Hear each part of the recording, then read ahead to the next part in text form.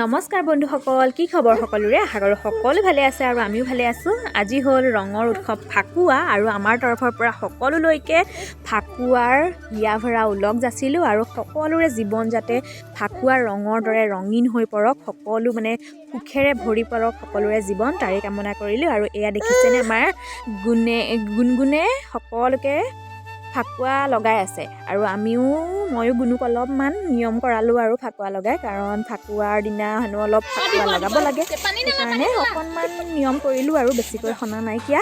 ওচৰৰে পোৱালীকেইটাই ধুনীয়াকৈ খেলি আছে, পানী খেলিছে আৰু আমি আঁতৰৰ পৰা চাই আছোঁ। আৰু গুণেও খুব ফূৰ্তি পালে আজি আৰু তাইকো অকণমান সানি দিলোঁ।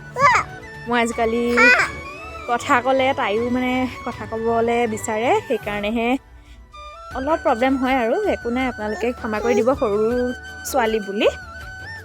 আৰু এয়া বাগৰি দিছে লাষ্টত আমাৰ পোৱালীকেইটা, দেখিছেনে?